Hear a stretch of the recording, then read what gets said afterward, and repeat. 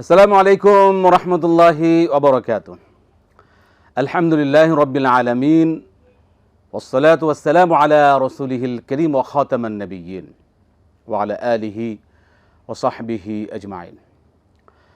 সুপ্রিয় দর্শক, পৃথিবীর যে প্রান্ত থেকে আপনারা এই মুহূর্তে এটিএন বাংলার টিভি স্ক্রিনের সামনে আছেন, সকলকে স্বাগত জানাচ্ছি এটিএন বাংলার নিয়মিত আয়োজন RFL with door presents Islami সাওয়ালিয়া powered by Islami bank Bangladesh PLC। সরাসরি আয়োজন, জীবন ঘনিষ্ঠ যে কোনো বিষয় জানতে আপনারা এই আয়োজনে ফোন করুন, প্রশ্ন করুন, আমরা শুনবো আপনাদের প্রশ্নের জবাব কোরআন সুন্নাহ আলোকে সহিহ সুন্নাহর ভিত্তিতে ইনশাআল্লাহ। প্রিয় দর্শক, আমি আছি আপনাদের সাথে KM ফিরোজ। আমাদের সাথে আজকে আরও আছেন আমাদের সকলের প্রিয় মানুষ, এটিএন বাংলার প্রিয় মুখ শেখুল আল্লাম শেখ শাহ ওয়ালিউল্লাহ হাফিজাহুল্লাহ। আসসালামু আলাইকুম ওয়া রাহমাতুল্লাহি ওয়া বারাকাতুহু। ওয়ালাইকুম সালাম ওয়া রাহমাতুল্লাহি ওয়া বারাকাতুহু। শেখ মারহাবান বিক। মাশাআল্লাহ, আমরা আসবো ইনশাআল্লাহ। ওয়াইয়াকুম আহসানতুম মাশাআল্লাহ। প্রিয় দর্শক, আমরা আপনাদের প্রশ্ন নেব এখনই, যারা আমাদের সাথে এই ফোন করছেন। একটা বিষয় শুরুতে আপনাদের মনে করিয়ে দিই, যারা আমাদের সাথে এই আয়োজনে যখন কথা বলবেন, আপনি অবশ্যই যে টিভিতে টেলিভিশন দেখছেন, টেলিভিশনের ভলিউমটা কমিয়ে কথা বলুন, এটা অনুরোধ। মোহতারাম, আমরা আর দেরি করবো না, শুরু করতে পারি। দর্শক অলরেডি ফোন করছেন। বিসমিল্লাহ। জি দর্শক বলুন। আসসালামু আলাইকুম আঙ্কেল, আব্দুল জব্বার বলছিলাম। ওয়ালাইকুম আসসালাম ওয়া রাহমাতুল্লাহ। জি আব্দুল জব্বার সাহেব, আমাদের নিয়মিত প্রশ্ন করেন। আমার একটা বেড়ে যায়। জি জি বলুন। ধন্যবাদ। প্রশ্ন হচ্ছে, প্রথম প্রশ্ন, সংসদ দেখলাম একটু আগে, আমরা যে সংসদে বলি দেশটাকে আমরা ইসলামমুখী করব, কোরআনমুখী করব, তাফসিরমুখী করব, এটা সংসদে বলে ভালো কথা, কিন্তু এতে তাদের দাওয়াতি কাজে যতটুকু সওয়াব হয় কিনা, বা দাওয়াতি কাজে এটাকে বলে কিনা, স্যার জানাবেন। 2 নম্বর কোশ্চেন হচ্ছে, অনেক সময় বাড়িতে নামাজ পড়তে হয় পরিস্থিতি শিকারে, মানে একামত দিচ্ছি, এমন সময় মোবাইল আসলো, আমি একামত শেষ করে নিয়তের আগে কি মোবাইল রিসিভ করতে পারবো কিনা। আর 3 নম্বর কোশ্চেন হচ্ছে, অনেক সময় আমরা অনেক সময় টিস্যু নেই নিয়ে, আর রাস্তাঘাটে এখন ঢিলা পাওয়া যায় না, ওই লোকের কাছে চালিয়ে আমও আনি নাই, তো সেক্ষেত্রে ইউডিন পাস করার সময় আমাদের তো তখন পানি ব্যবহার করার উপায় থাকে না, পানি ব্যবহার করে নামাজ পড়লে নামাজ হবে কিনা, দয়া করে। আর একটা সংক্ষিপ্ত প্রশ্ন করবো স্যার। জি দ্রুত। জি। আর একটা প্রশ্ন হচ্ছে যে, আমি এই যে ওয়াজে শুনেছি যে মহরম মাসটাকে নাকি এই মাসটাকে যুদ্ধ না করার মাস বলা হয়, বাংলা অর্থ সেটা সঠিক কিনা? কিসের মাস? এই মহরম মাসকে যুদ্ধ না করার মাস বলা হয়। যুদ্ধ না করা, যুদ্ধ। জি হ্যাঁ, শোনা কথা। যুদ্ধ না করা, ঠিক আছে। ধন্যবাদ আব্দুল জব্বার সাহেব, আমরা আসছি আপনাকে করে ইনশাআল্লাহ। মোহতারাম বিসমিল্লাহ। আলহামদুলিল্লাহ ওয়াসসালাতু ওয়াসসালামু আলা রাসূলিল্লাহি ওয়া বা'দ, আকুলু ওয়া বিল্লাহি তৌফিক। তিনি আমাদের নির্বাচিত বর্তমান সংসদ দেখছেন এবং ওখানকার কিছু কথা নিয়ে বলছেন যে, ওখানে যদি কোনো নির্বাচিত সম্মানিত সদস্য তিনি দেশ পরিচালনার ব্যাপারে কোরআন সুন্নাহকে উদ্ধৃত করেন, দাওয়াতি কাজ হবে কিনা? অবশ্যই হবে। বরং যদি সত্যিই আমাদের ওখানকার নির্বাচিত 300 জন, আরও মহিলা সদস্য কতজন জানি, এরকম 50 জন, তো এই 350 জন যদি তারা সিদ্ধান্ত নেয়, তারা তো অনেক কিছুই করতে পারে। এর মধ্যে আমরা খুব আশাবাদী হয়েছিলাম যে জাকাতের প্রসঙ্গটা রাষ্ট্র তথা আমাদের সংসদ আইন করবে, কিন্তু দেখলাম পিছিয়ে গেল। প্রধানমন্ত্রীর কাছে আমাদের অনুরোধ যে আমাদের জাতীয় সংসদে উত্থাপিত বাজেটে যেভাবে সামাজিক সুরক্ষা স্কিমের জন্যে যে 1.25 লক্ষ কোটি টাকা রাখা হয়েছে, এটা জাকাত থেকে অনায়াসেই করা সম্ভব ছিল। বাংলাদেশে এটা প্রমাণিত, বাংলাদেশে কর্পোরেট জাকাত আদায় করলে এর চেয়ে বেশি জাকাত, এটা বিরাট উৎস, একটা বিরাট। সুতরাং একটা ভালো উৎস। কেন ইসলামের আল্লাহর দেয়া বিধিবিধানগুলোর ব্যাপারে আমরা অগ্রসর হয়েও পিছিয়ে যাচ্ছি? আমরা বরং এই ক্ষেত্রে ব্যতীত, বরং আমরা বলতে চাই আমাদের সম্মানিত জাতীয় সংসদের নির্বাচিত সদস্যদের জন্য আমরা দোয়া করি। যেমন আমি প্রত্যেক জুমায় বলি, আল্লাহ আমাদের নির্বাচিত সংসদকে দায়িত্ব যথাযথভাবে আমানতের সাথে, দক্ষতার সাথে পালনের তৌফিক দাও, এবং এদেশের মানুষের আকাঙ্ক্ষা, জন আকাঙ্ক্ষা অনুধাবন করে আইন পরিচালনা করা, আইন করা এবং রাষ্ট্র পরিচালনার তৌফিক দাও। জি, খুবই গুরুত্বপূর্ণ। যে আমরা প্রশ্ন নিচ্ছি, দর্শক বলবেন। আসসালামু আলাইকুম। ওয়ালাইকুম আসসালাম। জি বলুন, কি প্রশ্ন আপনার? জি বলুন। আমি জানি যে নবী সাল্লাল্লাহু আলাইহি ওয়াসাল্লামের কোন সুন্নতকে অপছন্দ করা কুফরি, তাহলে অনেকে দাড়ি দেখে রাগ করে বা দাড়ি রাখতে নিষেধ করে, তারা কি কাফের? সুন্নতকে অবজ্ঞা কুফরি। যারা দাড়িকে অপছন্দ করে তারা কি কাফের? দাড়ি যাদেরকে অপছন্দ করে তারা কি কাফের হবে কিনা? জি। আচ্ছা, জি ধন্যবাদ। আপনার এটাই প্রশ্ন, তাই তো? জি, আচ্ছা ঠিক আছে। একামত পড়া অবস্থায় যদি মোবাইল আসে, সেই ক্ষেত্রে যদি মোবাইলটা ধরে পরে নামাজে যাই, এটা ঠিক হবে কিনা? একামতের পরে স্বাভাবিকভাবে নামাজে দাঁড়িয়ে যাওয়া, কিন্তু যদি কোনো প্রয়োজন হয় তাহলে ব্যক্তি তার ওই প্রয়োজনটা, যখন একজন কেউ নক করলো দরজায়, তাইলে একামত দিলেন, একামত শুরুর আগে দরজাটা খুলে দিলেন, শরীয়তে এটা নিষেধ নাই। কারণ ইসলামী শরিয়া আমাদের জীবনকে স্বাভাবিক রাখার জন্য। কারণ আপনি নামাজে দাঁড়িয়েছেন, খুবই প্রয়োজনে একটা ফোন হয়তো কেউ করেছে, কেউ অসুস্থ, কেউ হয়তো মৃত্যুবরণ করেছে, অথবা কেউ বিপদে পড়েছে, খুব ইমার্জেন্সি হতেও পারে। সুতরাং আপনি আপনার মানে ওই জরুরি বাস্তবতার উপর নির্ভর করবে এই ফতোয়াটা। যদি এমন কেউ কেবল ভালো আছে কিনা জিজ্ঞেস করার জন্য ফোন করেছে, আপনি নাম্বার দেখলেই তো বুঝবেন, বুঝার উপরে আপনি ওই জরুরি বাস্তবতার উপরে নির্ভর করবে একামতের পরে ফোন রিসিভ করা না বা অন্য কোনো কাজ করা। যদি আপনি একামত দিয়ে ফেলেছেন, নামাজ শুরু করার আগে খুব জরুরি ফোন, আপনি রিসিভ করতেই পারেন। এতে যদি 1-2 মিনিট সময় যায়, তারপরে দ্বিতীয়বার একামত লাগবে না, আপনি নামাজে দাঁড়িয়ে যেতে পারবেন। দলিল কি? দলিল দিচ্ছি, দেখুন মুহাম্মদুর রাসূলুল্লাহ সাল্লাল্লাহু তাআলা আলাইহি ওয়াসাল্লাম একদিন তিনি নিজে স্বয়ং বিশ্বনবী সাল্লাল্লাহু আলাইহি ওয়াসাল্লাম একামত হয়েছে, বেলাল একামত দিয়েছেন মসজিদে নববীতে। নবীজি সাল্লাল্লাহু আলাইহি ওয়াসাল্লাম যখন শুরু করবেন নামাজ, তখন তিনি অনুভব করলেন যে তার অজু ছুটে গেছে। এমন নবীজি সাল্লাল্লাহু আলাইহি ওয়াসাল্লাম বলেন, আলা মাকানিকুম, এটা বুখারী মুসলিমের হাদিস, তোমরা তোমাদের জায়গায় দাঁড়িয়ে থাকো। সাহাবায়ে একামত শেষ হয়েছে, সাহাবায়ে কেরাম তাদের জায়গায় দাঁড়িয়ে রয়েছেন। নবীজি সাল্লাল্লাহু আলাইহি ওয়াসাল্লাম গেলেন, তিনি অজু করলেন, হাজত শেষ করলেন, অজু করলেন, আবার এসে তারপরে বললেন, ইস্তাউ ইস্তাকিমু, সব সোজা করো, গায়ে গায়ে মিশে দাঁড়াও, তারপরে আল্লাহু আকবার বলে শুরু করলেন। এবং এরই মধ্যে মসজিদ নববীতে এই হাদিসের ডাইরেক্ট আমল আমাদের সবচেয়ে বয়স্ক মুরব্বী, মানে মসজিদ নববীর ইমাম এবং খতিব শেখ ডক্টর আলী আব্দুর রহমান আল হুজাইফি হাফিজাহুল্লাহ, তিনি এবার হজের খুতবা দিয়েছেন, তিনিও করেছেন যে তিনি একবার ঠিক মাগরিবের একামত হয়েছে, তিনি বলেন আলা মাকানিকুম, ওই হাদিসের একেবারে হাদিসের আলা মাকানিকুম। তো আরবি যারা বুঝে, তো হাদিস যারা পড়ে তারা তো বুঝেছে, আর যারা বুঝে না তারা তো আরে 3-4 মিনিট হয়ে গেল, ইমাম সাহেব তো নাই, বাংলাদেশ হলে তো চিৎকার চাকরি চলে যেত। তো আল্লাহ হেদায়েত নেই, এই জন্য মূর্খতা থেকে বাঁচা উচিত। তো তিনি অজু করলেন, তিনি গেলেন অজু করেন, অজু করে ফিরে এসে আবার বলেন ইস্তাউ আতাদিলু আকিমু সুফুফাকুম, তারপরে বলল আল্লাহু আকবার, দ্বিতীয়বার একামত লাগে নাই। তো হাদিস দ্বারা এটা প্রমাণিত, যদি ঠিক এমন একান্ত প্রয়োজনীয় অজু ছুটে যায় অথবা এমন জরুরি কোনো কিছু হয়, তাহলে করা যাবে, তবে অবশ্যই বিবেক শানিত রেখে, এটা যাতে প্রয়োজনবিহীন কোনো কাজ না হয়, যে কাজটা নামাজের একামতকে গুরুত্বহীন করে দেয়, এমন যাতে না হয়। আল্লাহ তাআলা বোঝার তৌফিক দিন। আমিন আমিন আমিন।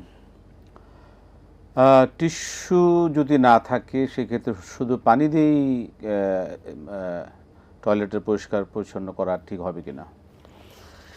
দেখুন, আল কোরআন আল কারীমে সূরাতুত তাওবাতে আল্লাহ সুবহানাহু ওয়া তাআলা কুফা, মানে কুবা আহলে কুবা, মদিনার মসজিদে কুবার পাশের ওই গ্রামের যে কুবার অধিবাসীদেরকে আল্লাহ তাআলা প্রশংসা করেছেন কোরআনের ভাষায়, ফীহি রিজালুন ইউহিব্বুনা আইয়াতাতাহহারু ওয়াল্লাহু ইউহিব্বুল মুত্তাহিরিন। এখানে রয়েছে এমন অনেক মানুষ যারা অতি পবিত্রতাকে পছন্দ করে, আর আল্লাহ তাআলা অতি পবিত্রতাকে পছন্দ করেন। কারণ কি? কারণ ছিল তারা পেশাব পায়খানার পরে পানি দিয়ে পবিত্রতা অর্জন করতেন। আমাদের দেশে পানির আগে ঢিলা কুলুক ব্যবহার করা হয়। মূলত হাদিস দ্বারা প্রমাণিত, ঢিলা কুলুক দিয়ে যদি 100% পরিচ্ছন্ন হওয়া যায়, হয়ে গেল। কিন্তু পানি দিয়ে পবিত্রতা হওয়া সর্বোত্তম সর্বোত্তম সর্বোত্তম। কিন্তু প্রশ্ন হলো, পানি দিয়ে পবিত্রতা অর্জনের আগে কি তাইলে ঢিলা কুলুক, টয়লেট পেপার ব্যবহার করতে হবে? এটা হলো হাদিস দ্বারা প্রমাণিত, লাগবে না, যে কোনো একটা দিয়েই যথেষ্ট। তবে হ্যাঁ, আমরা যারা এই সাবকন্টিনেন্টে নরম খাবার খাই, আমাদের মানে সাধারণত আমাদের মল খুব নরম হয়, এই জন্যে এটা ব্যক্তিগত একটা মানে রুচি অভিরুচির ব্যাপার, যে আগে অন্তত একটু টিস্যু দিয়ে মুছে নিলাম, তারপরে পানি দিয়ে পবিত্র হলাম। কিন্তু হাদিস দ্বারা মূলত যে কোনো একটা দিয়ে হলেই হয়ে যাবে। শর্ত হলো 100% পবিত্রতা নিশ্চিত করতে হবে। জি, যদি দুইটাই ব্যবহার করা যায়, অ্যাভেলেবেল থাকে, তাহলে কোনো কোনো সমস্যা সমস্যা নেই, তবে দুইটা ব্যবহার করতে হবে, বাধ্যতামূলক না। নয়। জি, দর্শক বলবেন কি প্রশ্ন? হ্যাঁ, জি বলুন। যে একটু লাইন দিয়ে দেবেন, আমি একটা ইসলাম সম্বন্ধে একটা জানি। জি বলুন, জি বলুন, আমরা শুনছি, আপনার প্রশ্ন শুনছি, বলুন। এই যে, আচ্ছা হুজুর, জি। আমার প্রশ্নটা মন দিয়ে শুনবেন। হ্যাঁ, মন দিয়ে শুনবো, একদম মানে খুবই মনোযোগের সাথে আছি আমরা, বলুন। আচ্ছা, আমার স্বামী মারা গেছে। আমার স্বামী মরার সময় 10 লক্ষ টাকা ব্যাংকে রাখছে। আমার ছেলে, আমার ছেলের নামে 5 লাখ, আমার নামে 5 লাখ নমিনি দিয়া। এখন এই নমিনি টাকাটা কি আমি পাবো না আমার ছেলে পাবো? আপনার নামে নমিনি করা?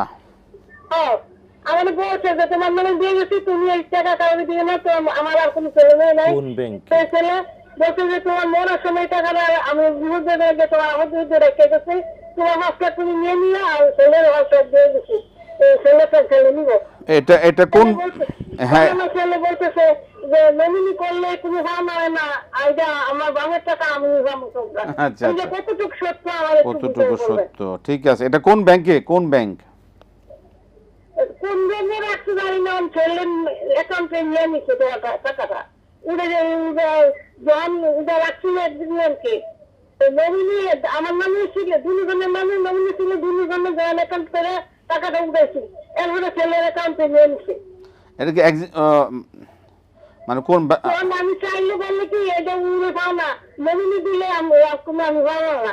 ওইটা কতটুকু সত্য আমার একটু বলবেন? এটা কি এক্সিম ব্যাংকে ছিল? এক্সিম ব্যাংকে? যে ঠিক আছে, ওকে, ধন্যবাদ মোহতারাম। এই মাসে যুদ্ধ না করার বিষয়ে শরীয়তের বিধিবিধান? এটা কোরআন আল কারীমের ডাইরেক্ট আয়াত। আল্লাহ তাআলা বলছেন, আউযুবিল্লাহ, সূরাতুল বাকারার সম্ভবত 217 নম্বর আয়াত, ওয়াসআলুনাকা আনিশ শাহরিল হারাম কিতালিন ফীহ। নবী হে, মানুষ আপনাকে প্রশ্ন করে পবিত্র মাসগুলোতে, সম্মানিত মাসগুলোতে যুদ্ধ বিগ্রহের ব্যাপারে। কুল কিতালুন ফীহি কাবীর, বলে দিন এই মাসগুলোতে যুদ্ধ করা কবিরা গুনাহ। অর্থাৎ 4টি পবিত্র মাস, জিলকদ, জিলহজ, মুহাররম এবং রজব, এই 4 মাসে যুদ্ধ বিগ্রহ করা কবিরা গুনাহ, হারাম, নিষিদ্ধ। সুতরাং এটা কোরআন আল কারীমের আয়াত। আমরা প্রশ্ন যাব, তার আগে একটা বিরতি নিতে হচ্ছে, একটা বিরতি নিয়ে আসি আমরা। প্রিয় দর্শক, আপনারা দেখছেন RFL উডি ডোর presents Islami সাওয়ালজা, powered by Islami bank Bangladesh PLC। সময় হলো বিরতি নেবার, আমরা ফিরে আসছি আবার বিরতির পর ইনশাআল্লাহ।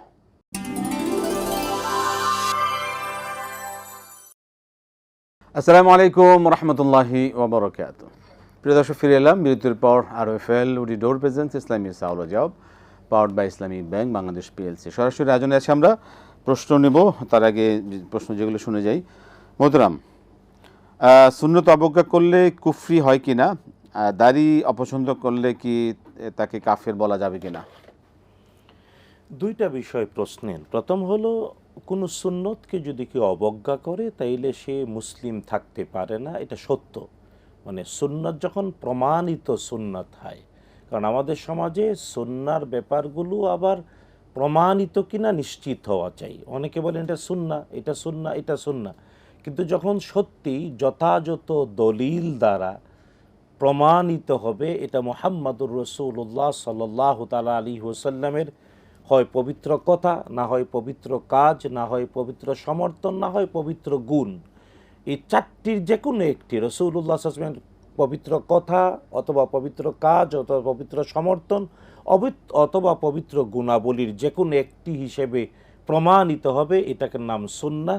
আর এটাকে যদি কেউ অবজ্ঞা করে, নিঃসন্দেহে সে মুসলিম থাকতে পারে না। দলিল হলো আল্লাহ কোরআন আল কারীমে বলেছেন, মাইয়ুতি'র রাসূল ফাকাদ আতা আল্লাহ। যে রসুল সাল্লামের আনুগত্য করলো সেই আল্লাহর আনুগত্য করলো। নবীজির আনুগত্যকে আল্লাহর আনুগত্যের মানদণ্ড করা হয়েছে। সুতরাং রসুল্লাহ সাল্লাল্লাহু আলাইহি ওয়াসাল্লামের পবিত্র কোনো কথা, পবিত্র কোনো কাজ, পবিত্র কোনো সমর্থন, পবিত্র কোনো গুণাবলীকে প্রমাণিত হওয়ার পরে যদি কেউ অবজ্ঞা করে, সে আর ইসলাম এর ভিতরে থাকে না, বরং ইসলাম থেকে সে বাহির হয়ে যায়। ঈমান আর ইসলাম থেকে সে বেরিয়ে পড়ে।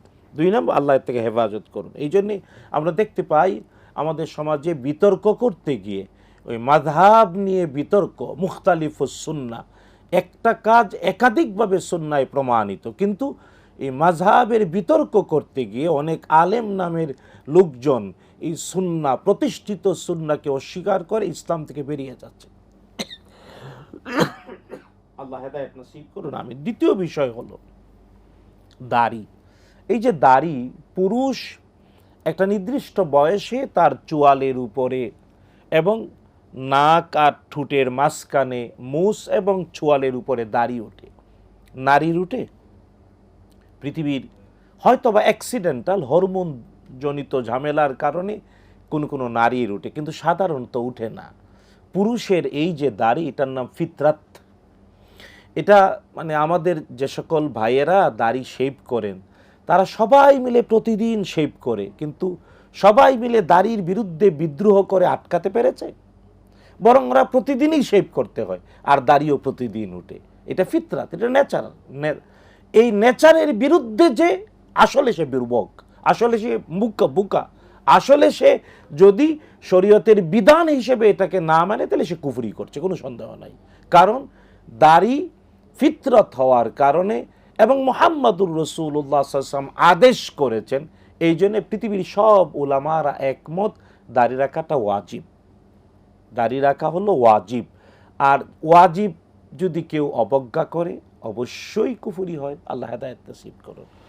জেনে রাখা উচিত, নারীদের দাড়ি হয় না, পুরুষের দাড়ি হয়। সিংহের কেশর হয়, সিংহীর কখনো কেশর হয় না। সুতরাং এতটুকুন বিবেক যাদের নেই, আল্লাহ হেদায়েত নসিব করুন। জি, আমরা প্রশ্নে যাই। আসসালামু আলাইকুম। ওয়ালাইকুম আসসালাম ওয়া রাহমাতুল্লাহি ওয়া বারাকাতুহু। হুজুর, আমি সুনামগঞ্জ ধরমপাড়া থেকে ইনুস বলছিলাম। জি, বলুন। হুজুর, আমার 3টে প্রশ্ন। প্রথম প্রশ্ন হলো যে মক্কা মদিনাতে ইকামতের বাক্যগুলি আযানের অর্ধেক করে বলা হয়, আমরা ডাবল করে বলি কেন? আর 2 নম্বর প্রশ্ন হলো যে ইকামতে কেউ যদি কাতখামাতিস সালাহ ভুল করে, তাহলে কি পুনরায় ইকামত দিতে হবে? আর 3 নম্বর প্রশ্ন হলো, হুজুর, নামাজ, ফরজ নামাজে কেউ আমরা দিকে যখন 1-2 রাকাত চলে যায়, আমরা দৌড়াই, অনেকেই যায় আল্লাহু আকবার বলে নামাজে দাঁড়ায় যায়। প্রশ্ন হলো যে সানা না পড়লে কি নামাজ হবে? ঠিক আছে, ধন্যবাদ ইনুস। আমরা আসবো আপনার প্রশ্নে। মোহতারাম, স্বামী মারা গেছে, ব্যাংকে 10 লক্ষ টাকা, 5 লক্ষ টাকা আমার ছেলের নামে, 5 লক্ষ টাকা আমার নামে বলে গেছেন, এই টাকাগুলো তোমরা ভাগ করে একে করে 5-5 করে নিয়ে যেও। আমি নমিনি, আমার ছেলেও নমিনি। ছেলে এখন এই টাকা তার নামে নিয়ে ট্রান্সফার করে নিয়ে গেছে, বলছে যে না, নমিনি করলেই এটা হয় না, সেই ক্ষেত্রে আমি কি এই টাকা পাবো না? আসলে মানে এখানে 3টা উত্তর আর কি। প্রসঙ্গত প্রথম বলতে হয়, আপনার স্বামী তিনি মৃত্যুর আগে ওসিয়ত করেছেন, এটা আমরা ধরে নিতে পারি। স্বামী যেহেতু বলে গেছেন, একদম মৃত্যুর আগে ক্লিয়ার, আপনাকে বলে গেছেন, এটা অন্য আরো কাউকে বলেছেন কিনা এটা তার ওসিয়ত হিসেবে, যেহেতু এটা অস্থাবর সম্পত্তি। স্থাবর সম্পত্তি অবশ্যই আরো আছে, আশা করি আমরা। আর এই কেবল ব্যাংকে 5 লাখ আপনার জন্য, সন্তানের জন্য, ছেলের জন্য 5 লাখ রেখেছেন, তার মানে এটা তার অস্থাবর লিকুইড সম্পত্তি, এটা ওসিয়ত করতে পারেন। এবং এটা ওসিয়ত হিসেবে যদি তার টোটাল সম্পত্তির 3 ভাগের 1 ভাগের ভিতরে হয়, তাহলে অবশ্যই তা বাস্তবায়ন করতে হবে। 5-5 করে ভাগ করে নিতে হবে, হ্যাঁ, যেভাবে বলেছেন স্বামী। এবং এটার জন্য আপনার আত্মীয় স্বজন যারা আছেন তাদেরকে আপনি কথা বলবেন। আপনি যেহেতু বলেছেন, ছেলেকেও বলবেন, সবাইকে বলবেন স্বামীর ওসিয়ত। 2 নাম্বার হলো, তার মানে স্ত্রী পাবেন ওসিয়ত অবশ্যই ওসিয়ত হিসাবে যদি করেন তাহলে পাবেন। টোটাল সম্পত্তির 3 ভাগের 1 অংশের ভিতরে হয়। আর লিকুইড যেহেতু অবশ্যই আশা করি হবে, যেহেতু 5 লাখ 10 লাখ টাকা ব্যাংকে রাখতে পেরেছে, অবশ্যই তার স্থাবর সম্পত্তিও আছে। এটার জন্য আত্মীয় স্বজন তাদের সাথে কথা বলবেন। 2 নাম্বার হলো, যে ব্যাংকে রেখেছেন, আপনাকেও বলেছেন ছেলের জন্য 5 লাখ, আপনার জন্য 5 লাখ। তো এটার তো এভিডেন্স আপনার কাছে থাকার কথা, ছেলের কাছে থাকার কথা। এই দলিল আদিল্লা যদি থেকে থাকে, ভাগ করেই রেখেছেন ব্যাংকে, আপনার জন্য 5, ছেলের জন্য 5, নমিনি করেছেন একদম স্পেসিফিক ভাবে। হ্যাঁ, তাহলে ওই কাগজপত্রগুলো আপনার কাছে আছে কিনা বা কোন ব্যাংকে রেখেছিলেন কাগজপত্র নিয়ে কথা বলুন। 3 নাম্বার হলো যে নমিনি কেবল রেখেছেন, তাইলে বাংলাদেশে ব্যাংকিংটা 2 ধরনের চলে। একটা হলো সাধারণ, আমরা বলি ট্রেডিশনাল ব্যাংকিং, আর একটা হলো শরিয়া ভিত্তিক ইসলামী ব্যাংকিং। তো বাংলাদেশের ইসলামী ব্যাংকিং যারা, তাদের জন্যে এটা আইন করা হয়েছে এবং হাইকোর্টের একটা আদেশও হয়েছে যে বাংলাদেশের যে কোনো শরিয়া ভিত্তিক ব্যাংকে যদি কেউ টাকা জমা রাখে, ডিপিএস রাখে, অ্যাকাউন্ট করে, নমিনি দেয়, তাহলে নমিনি ওই টোটাল টাকার মালিক না না না, বরং নমিনি কেবল মিডলম্যান, কেবল মাধ্যম। সাকসেসর যারা, সাকসেশন সার্টিফিকেট অনুযায়ী, উত্তরাধিকার সার্টিফিকেট অনুযায়ী যারা যারা উত্তরাধিকারী ওয়ারিশ, তাদেরকে পৌঁছে দেওয়ার মাধ্যম হলেন নমিনি। এটা হলো শরিয়া ভিত্তিক ব্যাংকগুলোর ব্যাপারে বাংলাদেশের হাইকোর্টেরও রায়, বাংলাদেশ ব্যাংকেরও রায়। আমি বাংলাদেশ ব্যাংকের শরিয়া অ্যাডভাইজারি বোর্ডের একজন মেম্বার হিসেবে দায় নিয়ে বলছি। হ্যাঁ, ট্রেডিশনাল ব্যাংকিং যেটা শরিয়া ভিত্তিক ব্যাংকিং নয়, ওখানে কেউ কেউ হতে পারে যে ওই নমিনি কি দিয়ে দিচ্ছে সব, কিন্তু এটাও যদি আপনি চ্যালেঞ্জ করেন, তাইলে যেহেতু মুসলিম পারিবারিক আইনটা বাংলাদেশে সরকারিভাবে কায়েম আছে, আপনার ছেলে যদি এককভাবে নিয়েছে, নমিনিকে দিল না, গুরুত্ব দিল না, তাইলে বাংলাদেশে মুসলিম পারিবারিক আইন সরকারিভাবে প্রতিষ্ঠিত। আপনি যদি চ্যালেঞ্জ করেন, তাহলে অবশ্যই ছেলে আপনাকে দিতে বাধ্য থাকবে।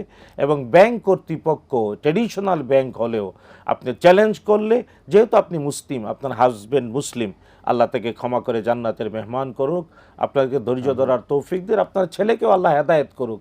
কারণ টাকা দিয়া সুখ হয় না, সুখ টাকা ছাড়াই আল্লাহ দেন। আর টাকার বন্টন ঠিকমতো না হলে সারা জীবন কেবল ওই যে অভিশাপ নিয়ে চলতে হয়। আল্লাহ হেদায়েত নসিব করুন।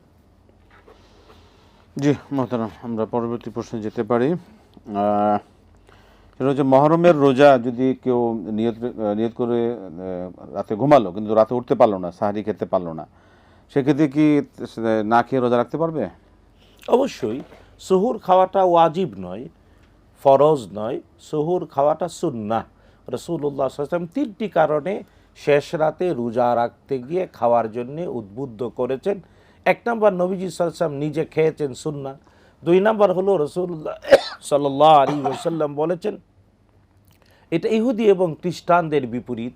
ইহুদি এবং খ্রিস্টানরা, আহলে কিতাবরা রোজা রাখতে গিয়ে শেষ রাতে খায় না, তাই খালিফুল ইয়াহুদ আর নাসারা, ইহুদি খ্রিস্টানদের বিপরীত করো, সুহুর খাও। 3 নম্বর, নবীজি সাল্লাল্লাহু আলাইহি ওয়াসাল্লাম বলেছেন এটা হলো বরকতের খাবার, তাই শেষ রাতে খেলে রোজার দিনটা স্বাভাবিক, মানে অন্তত দুর্বলতা আসে না। এই 3 কারণে সুহুর খেতে হয়। কিন্তু কেউ যদি নিয়ত করেছেন রোজা রাখবেন, যেমন আজকে মানে বৃহস্পতিবার, বাংলাদেশে চাঁদের হিসাবে 9 তারিখ, আর সৌদি আরবের চাঁদের হিসাবে ওয়ার্ল্ড মুন সাইটিং অনুযায়ী আজকে হলো 10ই মুহররম। তো কেউ নিয়ত করেছেন কিন্তু সুহুর খেতে পারেন নাই, তিনি রোজা রাখতে পারেন, কোনো অসুবিধা নাই। জি জি, আসসালামু আলাইকুম। আলাইকুম। জি বলুন, কি প্রশ্ন আপনার? আমি প্রশ্ন করতে চাচ্ছি যে আমার হাজবেন্ড মারা গেছে। জি, আমার হাজবেন্ড মারা গেছে, আমার কোনো সন্তান নাই। তা আমার খরচ পাতি এখন আমার হাজবেন্ডের আজকাল পক্ষে ছেলে মেয়েরা বহন করতেছে। আমি চাচ্ছি যে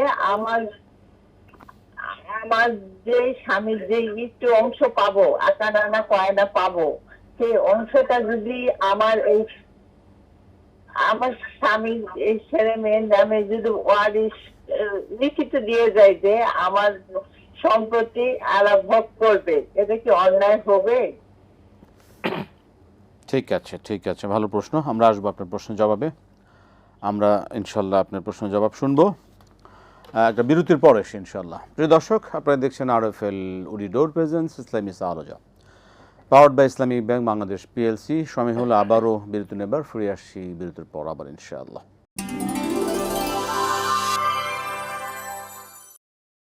আসসালামু আলাইকুম রহমতুল্লাহি ওয়াবারাকাতুহু। প্রিয় দর্শক, ফিরে এলাম বিরতির পর। RFL উডি ডোর প্রেজেন্স ইসলামী সাওলজা, powered by Islamic Bank Bangladesh PLC। সরাসরি আয়োজনে আছি আমরা, শুনবো প্রশ্ন। জি দর্শক আছেন। জি আসসালামু আলাইকুম। ওয়ালাইকুম আসসালাম।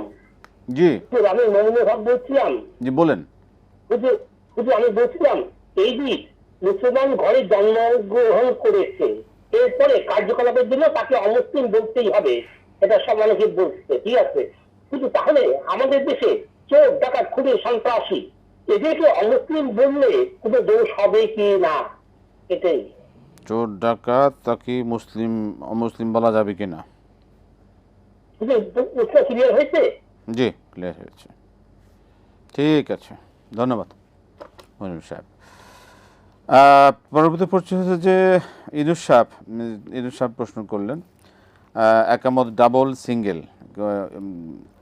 মক্কা শরীফে আমরা দেখি যে তারা সিঙ্গেল বলেন, কিন্তু আমরা ডাবল বলি কেন? দুইটাই বিশুদ্ধ হাদিস দ্বারা প্রমাণিত। এটাকে বলে মুখতালিফুস সুন্নাহ, অর্থাৎ একই বিষয়ে একাধিক বিশুদ্ধ সুন্নাহ প্রমাণিত। তাই আমাদের বাংলাদেশে যে জোর করে দেয়া হয় এটাও সত্য, প্রমাণিত সুন্নাহ বিশুদ্ধ, এবং সৌদি আরবে যে বেজুর করে দেয় এটাও বিশুদ্ধ, মুখতালিফুস সুন্নাহ। কমাতি সলায় এর যদি ভুল হয় সেই ক্ষেত্রে কি কোনো সমস্যা হবে কিনা? ভুল হবে কেন? এতটুকুন শুদ্ধ বলতে না পারা তো ব্যর্থতা। মানুষ একজন মুসলিম হওয়ার জন্য মৌলিক যে যোগ্যতা, জ্ঞান অর্জনটা আল্লাহ প্রথম ফরজ করেছেন ওদিগুলা, যে একজন মানুষ আজানের শব্দ, একামতের শব্দ, কোরআনের তেলাওয়াত, আরবির শব্দের মাখরাজ, বিশেষ করে এই যে প্রত্যেক হরফের মাখরাজ, সিফাত, এগুলা হলো মুসলিম হওয়ার প্রাথমিক পাঠ। এগুলা যে পারে না সে মুসলিম দাবি করে কেমনে? আল্লাহ হেদায়েত নসিব করুন। সুতরাং তবে হ্যাঁ, একামত দেওয়াটা সুন্নাহ। একামতের শব্দ যদি ভুলক্রমে বলতে ভুলে গেল, তাইলে সুন্নাহ দ্বিতীয়বার বলে ফেললো, হয়ে গেল। যদি কেউ ফরজ সালাতের আগে একামত দিতে ভুলে যায়, তার ফরজ সালাত হয়ে যাবে, কারণ একামত দেওয়াটা সুন্নাহ। সম্ভবত যে উচ্চারণগত ভুলের কথাই মনে হয়। হ্যাঁ, তো এতটুকু এটা কঠিনভাবে আরো বলা উচিত যে আমরা নিজে থেকে মুসলিম দাবি করব, অথচ প্রথম শ্রেণীর মুসলমানের প্রাইমারি যোগ্যতা থাকবে না, তো নিজেকে মুসলিম দাবি করব, লজ্জা হওয়া উচিত না? কারণ আমি যদি নিজেকে বিশ্ববিদ্যালয়ের শিক্ষক, বিশ্ববিদ্যালয়ের ছাত্র, বিশ্ববিদ্যালয়ের পড়ুয়া দাবি করি, তাহলে তো আমি অবশ্যই প্রাইমারি পরে গিয়েছি, প্রথম প্রাইমারি শেষ করে সেকেন্ডারি শেষ করে তারপরে হায়ার এডুকেশনে গিয়েছি। তো মুসলমানিত্বের দাবি করতে গিয়ে অবশ্যই প্রত্যেককে মুসলমানিত্বের প্রাথমিক পাঠ, মাধ্যমিক পাঠ কমপ্লিট করে আগানো উচিত। আল্লাহ তৌফিক দিন, আমিন আমিন। জি আসসালামু আলাইকুম। ওয়ালাইকুম আসসালাম ওয়া রাহমাতুল্লাহ। যে আমার প্রশ্ন, যে আমি যদি ফজরের ওয়াক্ত শুরু হওয়ার পরে হয়তো কিছু 100 বার দরুদ শরীফ পড়লাম, তারপরে ফজর নামাজ শুরু করলাম, এরপরে যদি সূর্য ওঠার আগে যে 10 বার দরুদ শরীফ পড়ার যে কথাটা বলা হয়েছে, তখন পর যদি এই 10 বার দরুদ শরীফটা পড়ি, তাহলে কি এই সুন্নতটা আদায় হবে? আগে যদি আমি পড়ে ফেলি 100 বার নামাজ শুরু করার আগে, তাহলে এতে সমস্যা আছে কিনা? নামাজের আগে, ঠিক আছে, ধন্যবাদ। ওকে, আমরা আসছি। আগে প্রশ্ন ছিল সানা না পড়লে কি নামাজ হবে না, এরকম কিছু আছে? না, উনি যে প্রশ্নটা করলেন, প্রশ্নটা প্রথম যে ব্যাপারটা এটা ছিল যে জামাত দাঁড়িয়ে গিয়েছে, আর জামাত দাঁড়িয়ে গিয়েছে গিয়ে দৌড়ে গিয়ে ব্যক্তি মাসবুক, নামাজে এর না মাসবুক, মানে নামাজ দাঁড়িয়ে গিয়েছে, দৌড়ে গিয়ে অংশগ্রহণ করলো, হাদিসে এর নাম মাসবুক। এবং মাসবুক কি করবে? মাসবুক প্রথম আল্লাহু আকবার ফরজ হিসেবে তাকবীরে তাহরিমা বলে নামাজে ঢুকবে।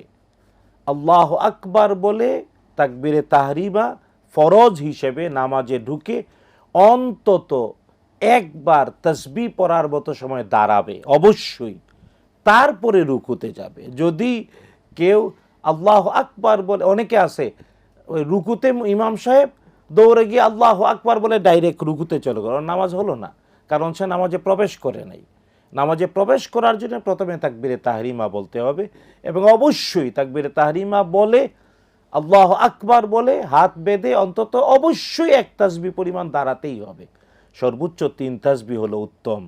3 বার আল্লাহু আকবার বা সুবহানাল্লাহ বলা পর্যন্ত সময় দাঁড়ানো, তারপরে রুকুতে যাবে।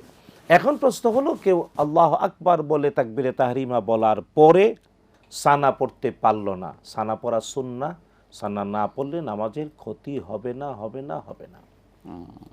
মহতারাম, সেক্ষেত্রে যদি মানে 1 তাসবিহ পরিমাণ বা 3 তাসবিহ পরিমাণ যদি ওয়েট করে, সেক্ষেত্রে যদি ও রাকাতটা তো ছুটে যেতেছে, সেই ক্ষেত্রে রাসূলুল্লাহ সাল্লাল্লাহু আলাইহি ওয়াসাল্লাম আদেশ করেছেন, যখন কেউ মাসবুক সে তৃপ্তির সাথে গিয়ে তাকবীরে তাহরিমা সহ নামাজে প্রবেশ করবে, যেখান থেকে পাবে ওখান থেকেই যুক্ত হবে, জামাতের সওয়াব পেয়ে যাবে। ঠিক আছে, রাকাতটাই ধরতে হবে, আমরা এত দ্রুততা করা উচিত না। আমরা 2-3 মিনিট সময় পাবো, একটা প্রশ্ন নেই। জি, আসসালামু আলাইকুম। ওয়ালাইকুম আসসালাম। জি, দ্রুত বলবেন, প্রশ্ন কি বলুন। আমার প্রশ্নটা হচ্ছে, ব্যাংকের যে সুদের টাকা, এই টাকা দিয়ে নিজের বোনকে চিকিৎসা করা যাবে কিনা বা তাকে দেওয়া যাবে কিনা? চিকিৎসা করা, ঠিক আছে, ধন্যবাদ। আমরা আসবো আপনার প্রশ্ন জমা হতে, আমরা সময় শেষের দিকে প্রায় 2-3 মিনিট। স্বামী নেই, সন্তান নেই, সেক্ষেত্রে স্বামীর সন্তানদের, আগের ঘরের সন্তানদের কি আমার সম্পত্তি আমি লিখে দিয়ে যেতে পারবো কি না? জীবদ্দশায় সম্পত্তি লিখে দেয়া উচিত না। আর হ্যাঁ, আপনি নিঃসন্তান, কিন্তু আপনার স্বামীর যে মিরাস বা সাকসেশন আপনি পাবেন, এটা আপনার আপন ভাই, আপন বোন এবং তাদের সন্তানরাও পাবে। সুতরাং আপনি টোটাল সম্পত্তি যদি স্বামীর আগের স্ত্রীর সন্তানদের লিখে দেন, তাহলে আপনি আপনার ভাই বোন অথবা ভাতিজা ভাগ্নে ওদেরকে মাহরুম করলেন। আর সাকসেসর যদি কাউকে মাহরুম করে, জান্নাতে যেতে পারবে না। কঠিন অবস্থা। মহতারাম, চোর ডাকাতকে কি অমুসলিম বলা যাবে? না, এগুলা কবিরা গুনাহ। চুরি ডাকাতি কবিরা গুনাহ। আর যদি কোনো ইমানদার কবিরা গুনাহ করে, যখন ওই কবিরা গুনায় লিপ্ত হয়, তখন ইমান তার থেকে বেরিয়ে যায়। আর যখন আবার তওবা করে, তখন ইমান তার কাছে ফিরে আসে, বলেছেন রাসূলুল্লাহ সাল্লাল্লাহু আলাইহি ওয়াসাল্লাম। তাই স্বাভাবিকভাবে কোনো চোর ডাকাত বা আমাদের যেমন মানে ওই যে সুদখোর ঘুষখোর, এদেরকে অমুসলিম বলা যাবে না, তবে তারা কবিরা গুনাহে লিপ্ত। মহতারাম, আমরা শেষ আর কয়েক সেকেন্ড পাচ্ছি। ফজর ওয়াক্তর আগে আমি কি যদি ফজরের পরের যে তাসবিহ সেটা পড়লে কি হবে? একটা জিনিস জেনে রাখা উচিত, ফরজ এবং ওয়াজিব ইবাদতগুলো যেভাবে আছে ওভাবেই করতে হবে। আর সুন্নাহগুলো যদি কেউ আকপর করে, নিয়তের কারণে আল্লাহ সওয়াব দেবেন। আমাদের শেষ প্রশ্ন, সুদের টাকা যেগুলি ব্যাংক থেকে প্রাপ্ত, সুদী ব্যাংক থেকে, সেগুলিকে বনের চিকিৎসার জন্য ব্যয় করা যাবে কিনা? প্রথম হলো, সুদী ব্যাংকে টাকাই রাখা যাবে না। কোনো মুসলিম সুদী ব্যাংকে টাকা পয়সা রাখা মানে সুদকে সহযোগিতা করা। আল্লাহ বলেছেন ওয়ালা তাআওয়ানু আলাল ইসমি ওয়াল উদওয়ান। আল্লাহ বলেছেন সুদ আর ঈমান একত্রে হয় না। প্রথমে তওবা করতে হবে, আগে রাখা হয়ে গিয়েছিল, তওবা করতে হবে। হ্যাঁ, যদি ওই নিজের বোন যাকাত খাওয়ার উপযুক্ত হয়, যাকাত পাওয়ার উপযুক্ত হয়, তাহলে তাকে দেয়া যাবে সওয়াবের নিয়ত ছাড়া। জি, আমরা আজকে আর সময় পেলাম না। মহতারাম, আপনাকে অসংখ্য ধন্যবাদ। জাযাকাল্লাহ খায়র, বারাকাল্লাহু ফীকুম, মাশাআল্লাহ। প্রিয় দর্শক, আমরা শুনছিলাম আপনাদের মূল্যবান প্রশ্নগুলো থেকে, কোরআন সুন্নাহ থেকে যে জবাবগুলো, যা আমাদের জন্য খুবই শিক্ষণীয়, খুবই আমাদের জন্য খুবই উপকারী, যা আমাদের দিন নিয়ে চলার জন্য আমাদের জন্য খুবই গুরুত্বপূর্ণ। আল্লাহ পাক আমাদেরকে কবুল করুন, এভাবে আমরা জানবো, মানবো। আজকে শেষ করছি, বিদায় নিচ্ছি। আসসালামু আলাইকুম ওয়া রাহমাতুল্লাহি ওয়া বারাকাতুহু।